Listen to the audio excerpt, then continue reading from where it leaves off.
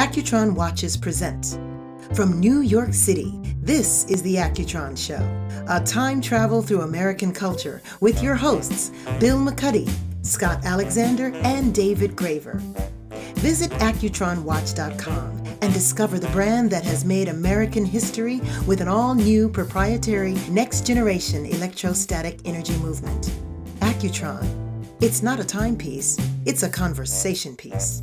Still sort of surprised you guys that people seem so astounded by the honesty of this book, because every memoir I've read, and anyway, unless it's some sort of sanitized version of someone's life, then more of a vanity project, is raw and is real.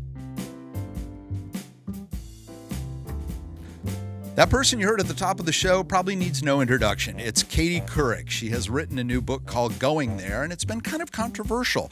But first up, the always controversial, me, Bill McCuddy, along with David Graver and Mr. Scott Alexander. Going deep on the Today Show, Matt Lauer, everything that's happened to Katie Couric on the Accutron Show right after this. This podcast is presented by Accutron Watches. Visit our website, accutronwatch.com, and discover our iconic Space View 2020 collection, recreating the stunning visual impact of the original open dial design combined with an all-new electrostatic energy movement. Time just changed again. The Accutron Space View 2020. Did I ever tell you about the time that Lorne Michaels blew me off? No. He was walking with Mariel Hemingway into this big party at the top of 30 Rock. Now, it was a Christmas party for all talent that was associated with NBC. And because I was at CNBC, or its sort of sister company called America's Talking, there I was with Bob Hope, with Jay Leno, with anybody you could possibly name. Matt Lauer was there. We'll talk about him a little later. And Katie Couric. Katie Couric runs up to me. I had just won a talk show contest like a month earlier. She holds my hand in the air and she says, "The winner and still champion, Bill McCuddy." This was in front of everybody from NBC. Warren Littlefield goes, "Who the hell is Bill McCuddy?" The point is, Katie Couric's a lovely person. She's written a memoir. We've been kind of friends ever since, and she's on the cover of People magazine. She has allegedly said she's told it all, but she's got a little more to tell us. Okay, back to... Well, you've got a little more to tell us, I think. I'm not sure how Lorne Michaels figured it out. Lorne Michaels walks in with Mariel Hemingway, and they're walking through this party, and I say to him, "Hi, Lorne, I'm Bill McCuddy." Now, he never breaks stride. Uh-huh. He keeps walking. I go, "I've written for Dennis Miller on Weekend Update." "That's nice." Doesn't keep walking. Keeps walking. I go, "This conversation's over, isn't it?" He goes, "Yes, it is." And he kept walking. That is how you blow someone off. Yeah. It was. As only Lorne can blow. I should have written that down. Very effective. It got a laugh, but did it get the right kind of laugh? That's right. Anyway, speaking of laughter, Katie Couric has brought a lot of it to us as Peter Pan flying over 30 Rock. As she's had some highs and some lows, and she's a lovely, lovely person who's written, I guess, what you could call kind of a controversial book. I mean, when it first came out and no one had read it, they decided to pick it apart, and then she'll tell us about a tour she went on. It's incredibly sweet. I spent some time with the book. Yeah, it's really a sweet book because it's not that manicured, perfect, picket fence, America's Sweetheart type of like gloss. It's honest because she's a human. Yeah. Well, that's the thing. And like as she's been out doing media actually for the book, like I've seen her in various appearances. She was on Kara Swisher's podcast and a couple other places, and you're just like, oh wait, she is not afraid of anything. No, she's not. She talks about bulimia. She talks about Matt Lauer. She talks about a husband she lost to cancer and her role that became very prominent in her life, getting people to start getting a colonoscopy. And so she's... Yeah, talk about no fear. Like, I'll just go get a colonoscopy on national TV. That is going to be a change for a lot of people. I grew up with her on television in my house every single day. And you build a picture of who Katie Couric is yourself from what you see on TV, and now she's stepping away from that and giving us something that's true and authentic. And I understand why people will struggle with it, but it's necessary. It is necessary. We're going there with her, and she does a killer, Larry King, when we return on the Accutron Show. This podcast is presented by Accutron Watches. Visit our website, accutronwatch.com, and discover our Accutron DNA collection. Reimagined for a new generation, the Accutron DNA combines breakthrough technology, precise engineering, and modern aesthetics to achieve a new level of technical excellence. The Accutron DNA, the new face of time for those who blaze new trails. It's happened. Katie Couric is joining us on the Accutron Show. Katie, welcome, and thanks for being here. This is part of your tour. You've been out on a book tour. So going there, which we've already talked about in the previous segment, is the memoir, and then you did like a road show with it. How did that go? It was great. It was really fun. Hi, guys. I went to 10 cities. I did a private event as my 10th city. I feel like a big musician or something. I had a private event, but it was really fun. It was great to be out and actually see people in person versus doing it via Zoom. It was a different kind of book tour. It was sort of a hybrid of a TED Talk meets a syndicated talk show meets a current affairs show. And I interviewed different people in every stop. And so, for example, in Washington, I interviewed Nicole Hannah-Jones about the 1619 Project, and then Kara Swisher about media and technology. In New York, I interviewed Lauren Manning, who was burned to over 80% of her body on 9/11, and 20 years later, to kind of reconnect with her. A lot of these were either news stories or issues I had covered during the course of my career, revisiting those. And then in every city, I had a featured guest speaker. For example, Jen Garner spoke in LA. We had a conversation about her life and her passions. And before that, I interviewed Tarana Burke about Me Too, because I had done an hour documentary for National Geographic on gender inequality in Hollywood and Silicon Valley. And so they all had some kind of connection to a subject I had covered. And, and I think it was a very different experience for people going there. It wasn't just me sitting in a chair talking about myself, blah, blah, blah, for 90 minutes, because I thought, who wants to hear that? That's so boring. But it was sort of it was really, I personally, I think it was very well produced, and I produced it. And I think the people who came were really interesting and entertaining and enlightening and inspiring and all the things that I wanted to do. Did you have groupies? Did you have anybody that came to all of them? No, I have one of my best friends, Wendy Walker, who features prominently in my memoir, came to free. She came to New York. She surprised me in Atlanta because her sister lives there.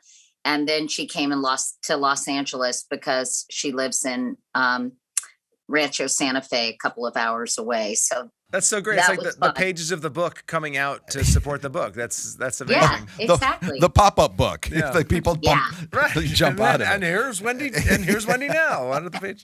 That's super cool. That's crazy. I love that part when you're talking about in the beginning of the book where you're just starting out and you guys are living together, and it's this sort of Oscar and Felix situation with the two of you. That just cracked me up because it felt so like, I loved how raw the book was in that way. Like, it felt really like this. It's like, it wasn't this like glossy magazine cover version of someone's life. It was like, I was the Oscar of that relationship. It was really wonderful to see you be that open.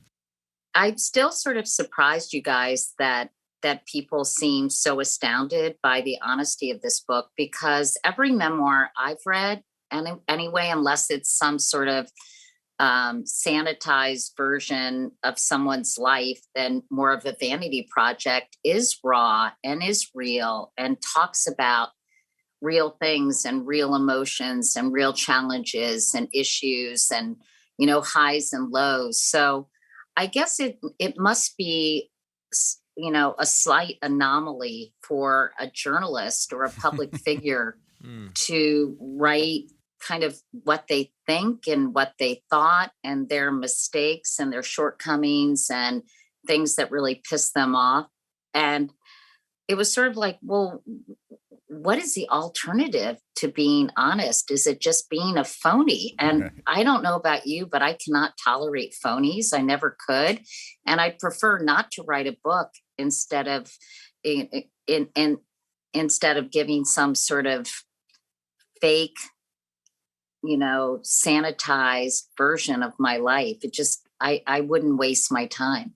So that said, was there anything when it was all said and done that you would have taken out?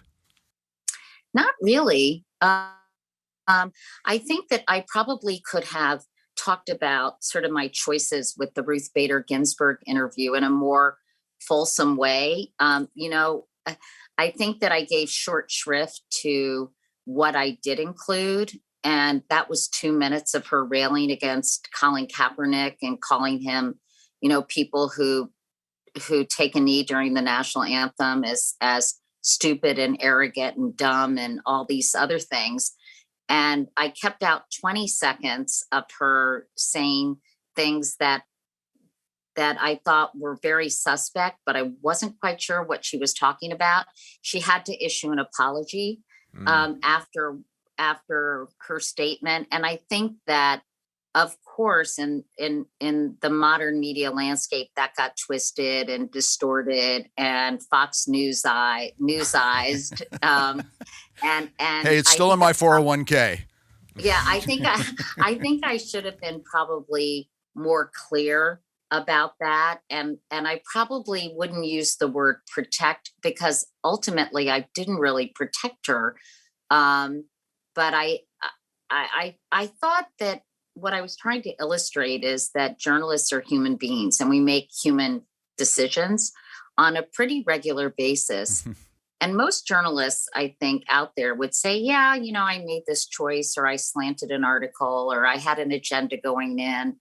But nobody really wants to admit that. And I believe that the media ecosystem would be much healthier if people occasionally said, I probably should have done this. But I think people are so paranoid. I think Andrew Sullivan has talked about this, and so insistent that they want to take sort of the moral high ground on every decision they make.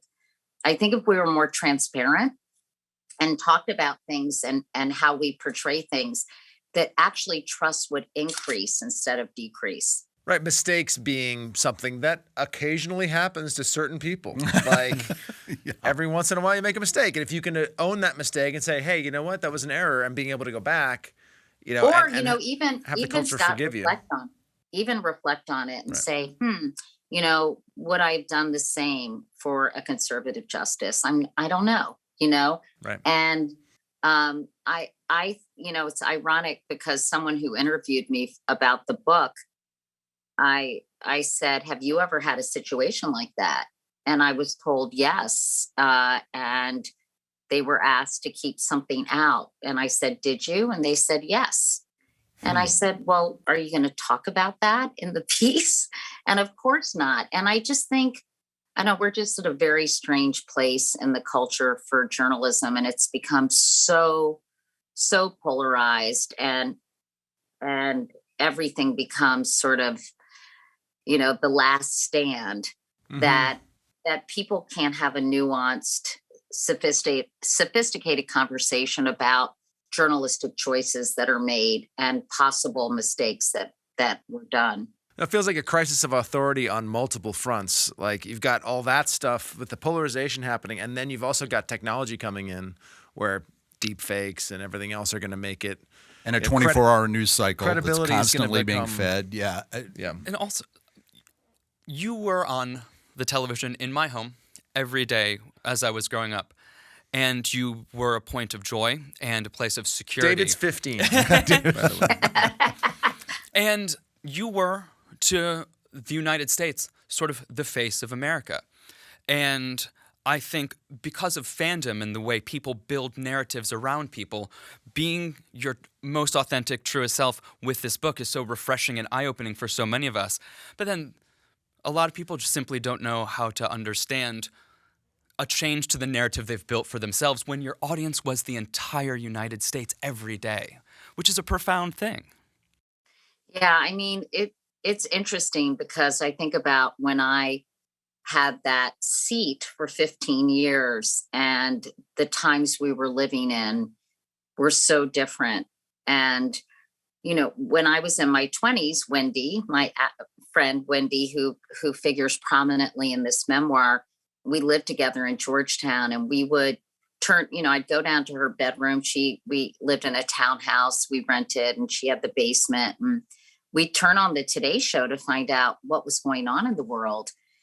And when you really think about the evolution of media, the fact that iPhones didn't really come out till 2008, right? And that, our habits have changed. Our consumption habits for media have changed so dramatically that no one really occupies that space anymore. Nobody is kind of the go-to authority figure or the go-to role model or the go-to America's sweetheart, which I have a lot to say about that moniker, which we can discuss later. Don't call her that. So it's quite different. And I also think that people really do have a hard time, not all people, that's a rash generalization, but sometimes it's hard for people to register and process nuance and complexity in an individual. They want to, and that was sort of the whole point of this book, ironically, was that people are much more complicated than they seem. They are extremely two-dimensional on television. People project what they want to project on them.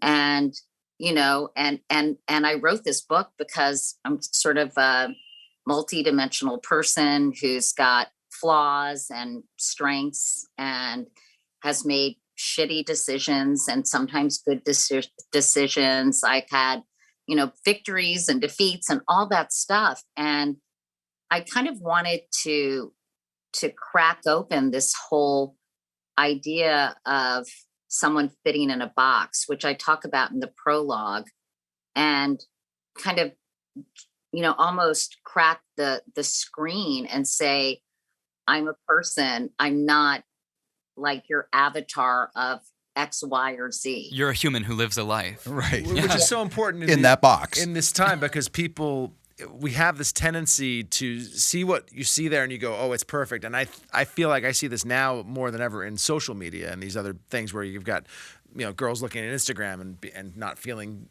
good enough, whatever. You were so incredibly honest about the body image stuff and the eating disorder. That portion of the book was incredibly moving, and it feels like now more than ever, cracking the screen open and seeing the real person just is incredibly important.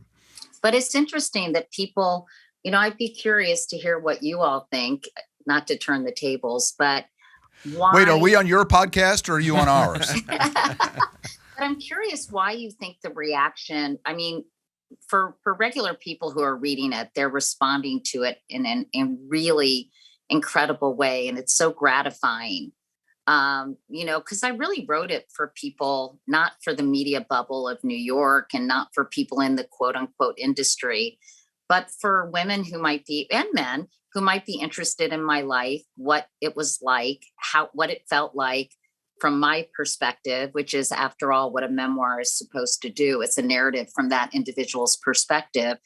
And yet, some of the reaction, especially from like the really trashy media outlets, has been so bizarre to me. Well, they got to it first, didn't they? And that was one of the things you and I talked about in our emails, is that when you go out onto the road, I think you're going to meet the people that have actually read the book. And what happened as we mentioned, the 24-hour news cycle a moment ago, it's like they're just looking to feed a furnace, and they're just picking whatever they can out of the pile to make the most sensationalistic headline. And so the first reaction to your book from people who hadn't seen it was, oh my God, it does this and says that, and she hated this person, and she was worried about her turf, and blah blah blah blah blah. And they're looking for the gossip. Then they didn't read the book, and so I know. And then what's so interesting, you guys, in this current landscape, then other people like crap outlets pick up and then just repeat it, and they haven't read the book.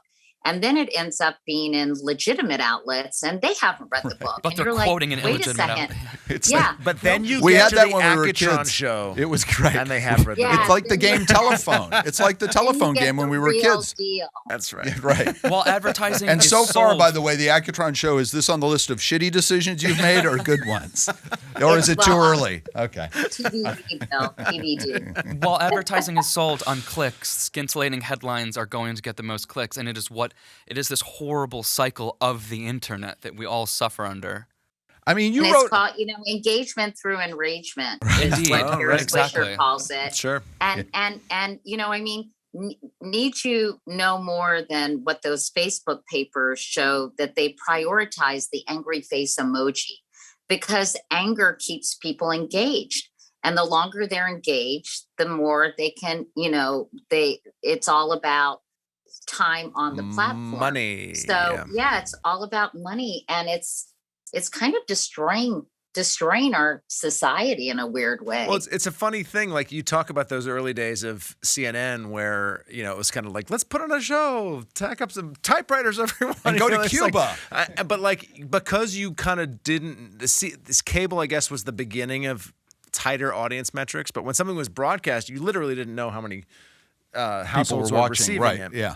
And so it almost seems like the less the metrics you have, the healthier the media environment in a weird way. Indeed. Yeah, I didn't know that you started at CNN until I read the book. I thought you just popped up on WRC when I was in Washington, D.C., because that's the first place I saw you. And I had no idea was that on DeSalle Street when you were at ABC? Yeah. Around the corner from Joe and Mosa, around Connecticut Avenue and stuff. And I met Larry King at Duke Siebert's. Do you remember Duke Yeah, Siebert's? sure. That was right around the corner from there. And then he took you back. You, by the way, if you didn't coin this term in the book, it's the first time I've ever heard the term brag wall. I love that term. Is that you, or did somebody tell you? Have you heard a brag wall? And then explain about Larry what happened in Larry King's apartment. Oh my God. Well, I don't know. I think I've heard it called a brag wall before. It's where you put all your, honorary degrees or photos with famous people or keys to the city. And yes, well, it's a very funny chapter. He had a big one. It's a little Perils of Pauline-ish. Someone described it like a Lifetime movie. I'd like to maybe say not quite a Lifetime movie, but I went out on a date with Larry King when I believe I was maybe 29 and he was, or maybe it was 20. Oh no, Neil Simon, I was 27. Larry King, I was 30, I think, or 29 or 30. And I went out on a date with him. And the whole thing was just so. Did you go out with funny. Castro when you were in Cuba? That's all these old guys. No, I did not go out with Castro. But you're back in his apartment. You're at Larry King's apartment, and we go to some Italian restaurant on K Street. He orders like veal poached in chicken broth, and he puts like his napkin in his Katie, try the veal. And we're sitting next to each other, which always creeps me out. But I didn't, I was young. I didn't know to say. That is a weird setup. The side by side. Yeah, I hate it. First of all, it hurts your neck, you guys. It's such a bad look. But anyway, it's that's a typical TV look, like to be side by side in the booth, right? He had quadruple or quintuple bypass, and as I write in the book, nothing gets your juices flowing like a guy who's had quintuple bypass surgery. So then we get into his Lincoln Town car, veal. playing Jack Jones on the 8-track. I am a singer. Anyway, so we drive, and we're driving over Memorial Bridge. I see the lions, and I go, "Where are we going?" My place. And I was like, "Oh shit!" So we go to his place, and I'm just like, that part of the book is really funny. If you guys haven't read, it's like, Mayday, Mayday, dear Cosmo, what do I do? The Playboy advisor or whatever. But that's the same building I think that Charlie Wilson's War is shot in when Tom Hanks in Roslyn? in Roslyn, and that it's got a big peak at the top. It's like 20 stories. I don't remember. All I remember was sweating bullets trying to figure out how to extricate.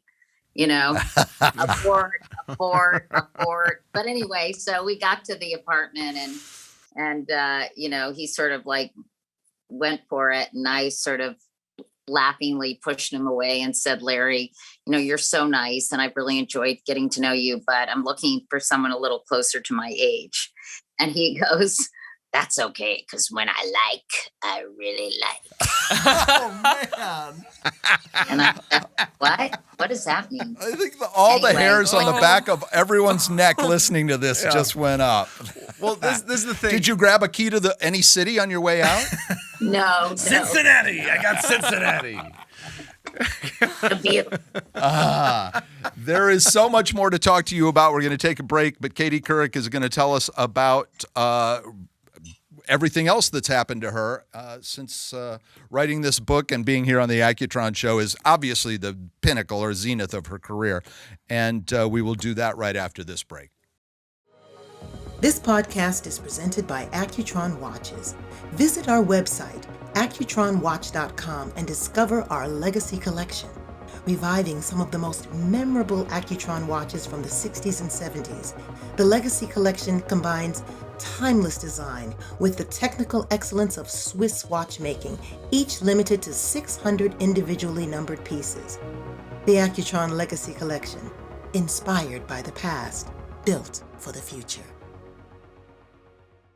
We're back with Katie Couric. She has a memoir called Going There, and there is a lot of there that she goes to. One of the things she talks about is her infamous partner, Mr. Matt Lauer, and she was talking to Scott in the break about how much more she likes Scott than me, because she's convinced Scott read the book, and I didn't. Actually, he listened to it on audio, and also during the break. And I have to say, for anybody who's going to get the book, the Audible version is amazing because Katie reads it, and all those impressions, like the one you just heard of. There's Larry acting. King, There's acting involved, no they're all in question, there. and she plays it all. Did you really require, or did Neil Simon really require blood pressure medicine when you went out with him? Well, no, that was his, I know that was his excuse. Do we have to talk about all my bad dates? Move on, Bill. It's kind of fun. All right, sorry. Yeah. So you're on the Today Show. When I won the contest, we were talking at the top of the show about the America's Talking thing. They literally said to me the night before, you're either going to be interviewed by Katie or it's going to be Bryant. And I said, oh, okay. And they said, well, you definitely want Katie. And I said, why? And they said, because America will like you more if Katie Couric interviews you. So that's interesting. here I am. And you did a little better after that day than I did. But the point is, you have had a storied career on the Today Show that included Matt Lauer, and you talk about that in the book. And you're pleased with the way that has, at first, as we talked earlier, everybody was jumping on it, but you think, not to term it in a Fox News way, but that you were kind of fair and balanced with him. Is that accurate? Yeah, I mean, I tried to talk about what it was like for me to process it, and to not come up with a big. I mean, I do indict Matt's behavior, but I also think what I try to illustrate in the book is the evolution that I went through regarding a lot of individuals and this reckoning we had with the Me Too movement. Other than David, I think we're of a certain age, Bill, Scott, and myself, where certain patterns of behavior, certain accepted behaviors were able to flourish in a work environment that weren't cool, but that we became slightly inured to. And I think I described sort of what was going on in a network news organization that was not unique to NBC, but in terms of the interoffice fraternization, the affairs, all this kind of stuff. And, a permissive environment leads to much more serious transgressions. It wasn't exactly Mad Men, but it wasn't too far from it. And I think that what happened was this course correction took place, and the behavior that had heretofore been acceptable suddenly was not. And I don't even know how acceptable what Mac did was. But I think we all started looking at things through an entirely different lens, often ushered in by younger women. Like my daughters and I talked about this a lot. And there's one line in my book tour and the book where gets a huge round of applause every time I say it. And it is, why should the onus be on women to navigate men's advances instead of on men to stop making them? And I think for so long, women were expected to handle, boorish behavior in the workplace. And I think, that was sort of the way things were, that you had to laugh it off, or you had to risk losing your job if you said talk to the hand, and things changed quite quickly, appropriately. Can he ever come back? That's really not for me to say. Okay. I think it would be very difficult. I think in the court of public opinion, Matt committed some very serious transgressions that warranted firing, immediate firing. He said he's done things that he's ashamed of. Women have come forward talking about it, even though one said it was consensual. I think our definition of consensual has changed dramatically in the wake of Me Too. So, I think it would be pretty difficult. But again, that would not be my decision to make. So I don't know. It was so interesting to me the way that you handled that felt, fair, in both senses of the word, fair to the whole person and fair to the severity of what happened. But what struck me was that the gossip columnists all want to pick up, because they know his name, right? And there's all those other men who are just below, may even have more power than someone like Matt Lauer in those organizations, who maybe there are very few people have more power than Matt at NBC at the right. time. But I'm saying that there's all these people whose names are not, bold-faced names, but who nonetheless are wealthy, powerful men who acted inappropriately. There's probably a whole lot more of them than there are of the above the fold names. On the opposite end of the spectrum, you have been a pioneer in the media industries. You have been a pioneering woman. What would you say to women who aspire to what you have achieved? What would I say in terms of what? Career aspiration, life moving forward, their dreams. I mean, I think that Ina Garten and I talked about how you're not supposed to use the word lucky, but let's face it, for everyone, male, female, anyone, there is an element of luck that I think contributes to someone's career. But I do, I think there's no substitute like hard work. And I think one of the things that I wanted to show in this book is that I worked really, really, really hard. I worked hard all the way through my career. I was extremely persistent when I was told I wasn't good enough. I just worked and worked and worked. And I do follow the Malcolm Gladwell school of thought that it takes 10,000 hours to become proficient at anything. So, I think that you have to put in the time. And so that's one thing. And I would also say you have to really, really love it, because it requires a lot of sacrifices. You have to, put your career first. I intentionally did not want to be too involved romantically with anyone all through my 20s, because I didn't want to have that enter into my decision making when I wanted to have the flexibility of being able to move. And I really wanted to focus on my career in my 20s. And I also talked in my book tour about the importance of being intentional. When I hit 30 and I thought, well, I saw this t-shirt that said, I can't believe it, I forgot to have children. And I thought, oh, holy cow, maybe that's me. I need to find a life partner, because that was also important to me. So I set out to find a life partner, as I set out to to excel professionally. And, that's when I met my late husband, Jay. But, it's not like The Secret or anything like that, but I do think you have to figure out what you want and be very intentional.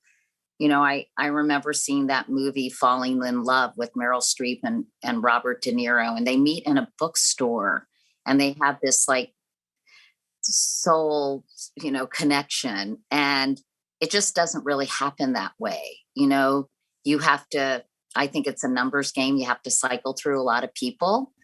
And you called Jay. Huh? You called Jay. When he didn't call you, you were like, why am I sitting around waiting? The women are liberated now, they tell me, I think. And I picked up the phone and you called him and he said, oh yeah, I remember you. And you said, let's have dinner. And then here, a great portion of the book is devoted to him and your love and how his passing turned into really a crusade for you with colon cancer. And that was a side, talk about an extreme close-up that we saw on the Today Show. And that was extremely brave in terms of what David was talking about and some of the pioneering stuff you've done. That saved a lot of lives, yes?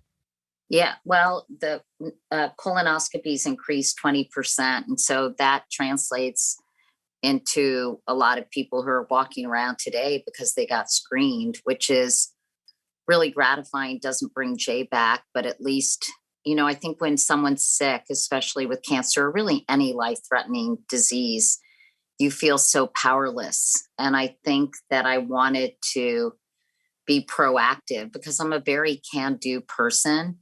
And sometimes you can't do anything when it comes to a terminal illness. And it's just beyond frightening, especially if you feel like you're able to control the situation or make something happen. And so that was extremely cathartic for me to say, okay, I couldn't do this, but I can do that.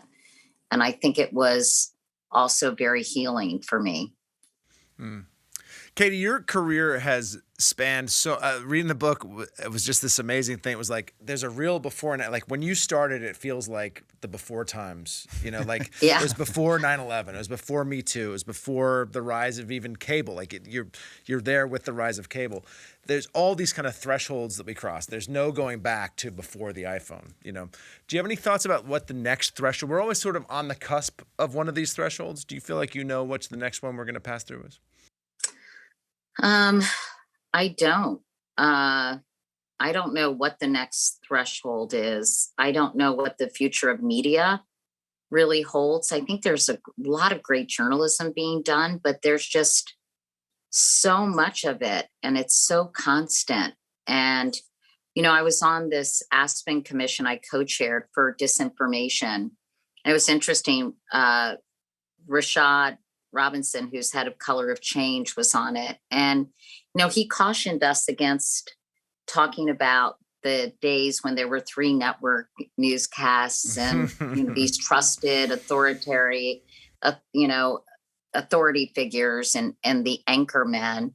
He cautioned us to not describe it as the good old days, because in many ways, those voices were dominated by white males. There were a lot of people who didn't have access to the airwaves, who could not, let their voices be heard, which I think is really an important reminder that the democratization of media has made it much more accessible for marginalized communities to have a voice. I think it's ushered in social change in a very positive way. It's made people exposed to people. Brian Stevenson talks a lot about being proximate. If you can't be proximate in your physical space and you live in kind of a de facto segregated society, at least you can kind of be proximate in a virtual world because you're being exposed to people who are different than you all the time. Now, the counter argument is you're creating your own personal media ecosystem and you're not getting exposed to different points of view. So that's the counterbalance to that. But anyway, I don't know. what do you guys think Well, is the next? isn't part of it that we're allowing people to curate some of the news when we trust them. So one of the best example from Katie Couric Media is you have something called the Wake Up Call every day, which is Monday through Friday, a curated kind of And look Saturday. and Saturday, how the news, what's happened overnight, what we think is important, a lighter side. We've been doing that since Drudge, since the Skim. Some of those things that we are waking up and looking at on our devices as the first stop, I think becomes one of the things that we're going to continue to do. And I think more and more people like you are going to be doing that or developing something, not to, again, for transparency's purpose, not to just give us Katie Couric's idea of what the morning news should be, but to just have somebody distill it for us in some kind of a way. Because broadcasting has become narrowcasting, and we just have got to trust somebody. We don't have Cronkite anymore. We don't have Huntley and Berkeley. I have this weird hope that boy, this seems confusing to us because we didn't grow up with it. I have 4 kids, and as they grow up, their ability to navigate this landscape effortlessly, it never ceases to amaze me. Right. So I kind of have this feeling like, oh, I just can't see it. Right. They're gonna be fine. It's gonna be okay. Right. We are not. Yeah, we're not. But that's okay. No, that's interesting. And you feel like they're able to self-curate. By the way, I think newsletters are the new newspapers. And that's why you see so many people doing newsletters, because and the people new grab their phone. The new authority, like the thing that people looked to Walter Cronkite for was like, oh, someone, but like, there's no Walter Cronkite, but now there's a multiplicity of voices, and you can find the authority that you trust in the areas you care about the most. I guess, but I guess the question is, with no, maybe we don't need an authority figure, but it's hard, because what is truth and what are facts? And now, what was the famous quote? Everyone's entitled to their own opinion. They're not entitled to their own facts. I think that was Daniel Patrick Moynihan, because I think Tim Russert used to quote that, and he worked for him. But right. But then we now live in an era of alternative facts, and that can't be a good thing, right? No. And so neither is cancel culture, and I don't know where we're going after that. I don't know whether that pendulum ever swings back, but it feels a little frightening. Did you read you had it on your thing the other day, what Putin said, that this was exactly how it was when the Bolsheviks came in 1915.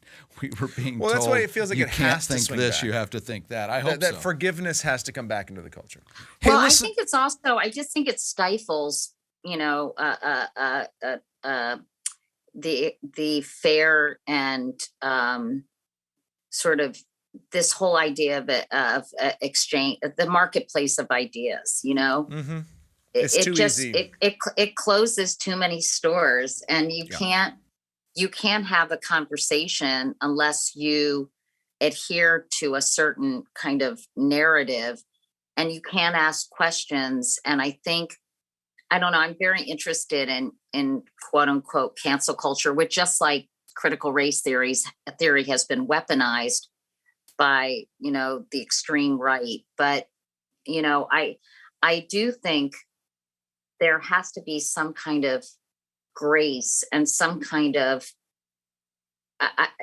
just when you think of human nature, people whose ideas are rejected or who are shamed, you're not going to win them over. And I think if we have fair and honest conversations, with open-hearted conversations, that's the way to shift hearts and minds. But, maybe those hearts and minds could never be shifted, and they have to be left behind as a new generation changes mores and attitudes. And, I just don't know. Maybe I'm naive to think that a little grace could go a long way with helping people make progress. Maybe more incrementally and not radical progress. I love that idea, though, about grace, and the idea, I don't think it's naive to think that some return to that is possible. And I think that kids who are being born into this environment, I grew up in a world where homosexuality literally didn't exist. Like, as far as I could have told you when I was 10 years old, they'd be like, sometimes men marry men. I'd be like, no, they don't. You're making Right? that up. And my brother is gay, and like so many of my friends are gay, and it's like, what? It's just a reality. My kids are growing up in that reality where it's just like, oh yes, no, there are gay people. Like, it seems so basic, but like, I talk about that in my book too. I went from interviewing Matthew Shepard's parents, Judy and Dennis, asking them how, if it, in essence, was it devastating to hear that Matthew was gay, to then, flash forward or fast forward 17 years, and I'm interviewing Jim Obergefell, the plaintiff in the Supreme Court same-sex marriage case.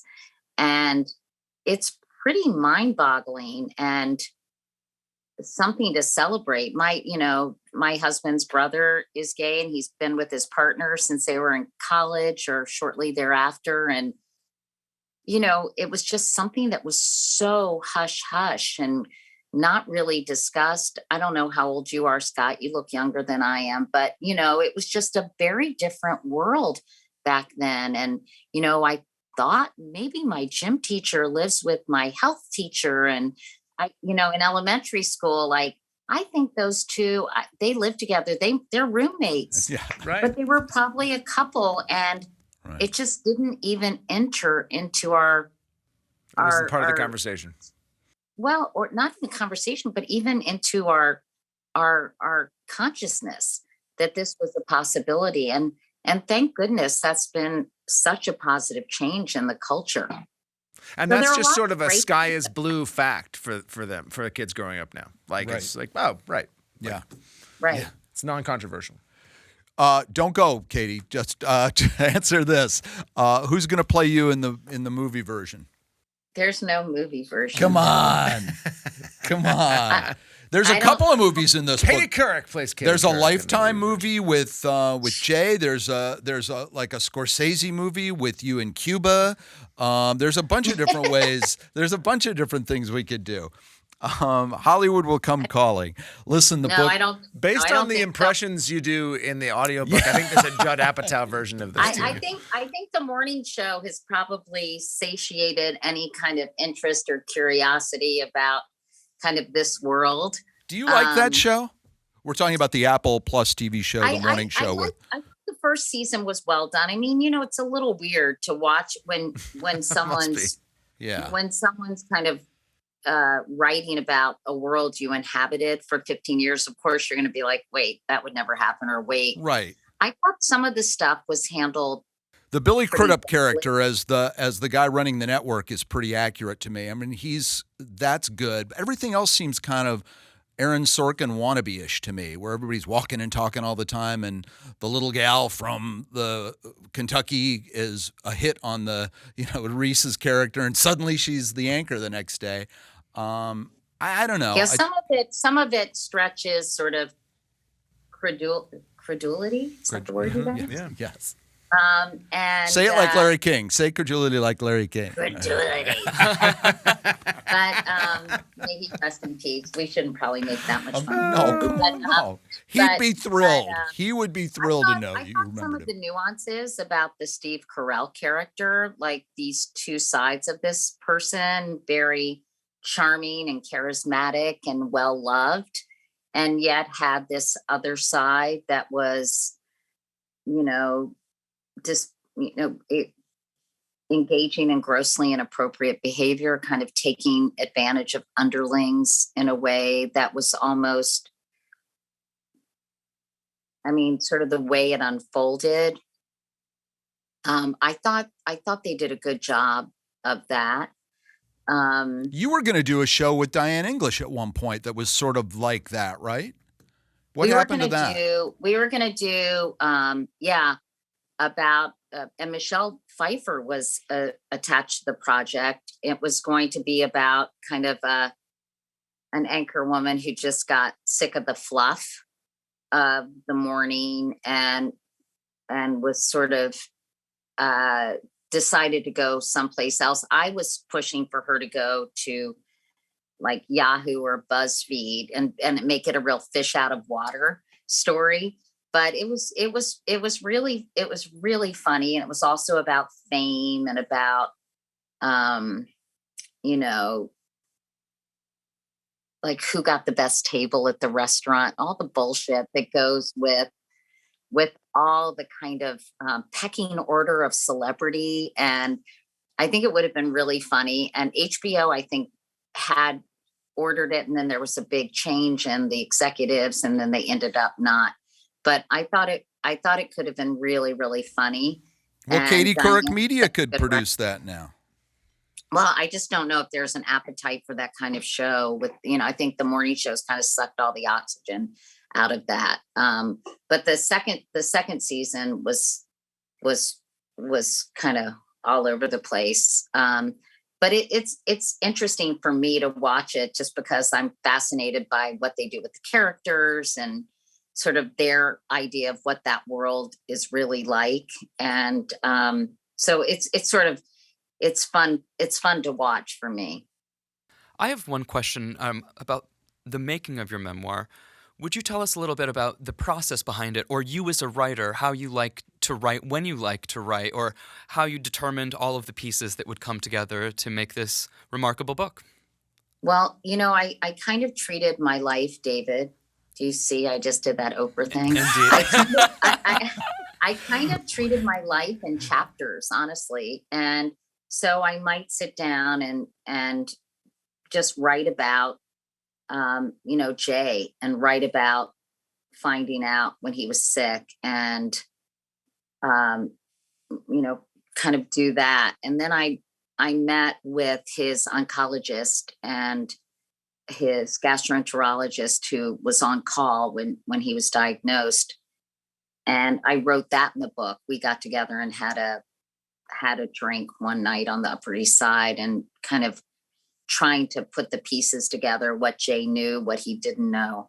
But I just sort of start writing about certain periods of my life. And then I worked very, very closely with an incredible writer named Lucy Kalin, who was the editor-in-chief of O magazine, speaking of the aforementioned O, and also had written extensively for like publications like Esquire and GQ. She's just a fabulous writer. She also is around the same age as I am, came up in magazines. So we have this certain Vulcan mind meld when it came to, you know, the sensibilities of news organizations or journalism, media, you know, at any given time.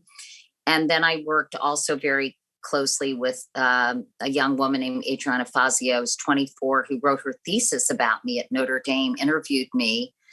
And I said, wow, Adriana, you know more about me than I know about me. So why don't you come and help me? So the three of us worked together really, really well. We had a lot of fun working together, had kind of the same sense of humor. And we wanted to write a book that was really fun to read. Obviously, the parts when Jay is sick and my sister was sick aren't fun to read and really upsetting, and losing my parents. There are a lot of sad things in it and also enraging things. But we wanted to write a book that was just really fly on the wall and you know, invited people into my head, for better or for worse, to kind of sit in my seat and kind of observe everything that was happening around me. Listen, you have been very, very, very generous with your time. You sort of read us the book, and now I don't have to do what Scott did. I'm going to. Yes, though. you do. You have to. Should anyway. I'm totally kidding. By the way, say my name. You've said everybody's name but mine. No, I'm kidding. I've been bugging Katie for so long to come on and do this. Thank you so much for joining us on Truly, the thank you for being here. Be sure and get the book. Be sure and listen to. She was we were talking about Me Too, and we never talked about Ed Turner, the man who said she had another great impression in the audiobook. Yeah, really? It's all there. Yeah, It's when he comes in drunkenly. Telling you guys was Ted Turner, not Ed Turner. no, that's Ted. No, Ed was no relation to Ted, but Ed was this shit all over the place. Yeah. We're seeing this shit all over the place. Listen, this has been tremendous. Thank you. Continued success with Katie Couric Media. Everyone should get Wake Up, the Wake Up Call. Wake Up Bill. Call. And she doesn't read it to you. There's no version. We should do one at night and call it Nightcap. There you go. Go to bed with Katie Couric. Wake up with Katie Couric. It sells itself. Maybe that's not the right slogan. maybe that's not the way we want to go with that. I know. Men used to come up and say, "I wake up with you every morning," and I'd be like, "Ew." Hey, yeah. I mean, these guys were right. I mean, you were at a time and a place when it was all. And I mentioned the Ed Turner thing because that was brave of you to write that note to him. People who read the book will know what I'm talking about. I really, really enjoyed having you here on the Accutron Show. Come back, write another book, and come back real soon. Bye, guys. Thank you so much. Bye. Okay. Bye. Thank you. Thank the. Katie, that was amazing. Thank you for listening to the Accutron Show. To listen to all of our shows, visit accutronwatch.com. To learn more about the world of Accutron, follow us on Instagram at AccutronWatch and subscribe to our podcast. From New York City, until next time, Accutron Time.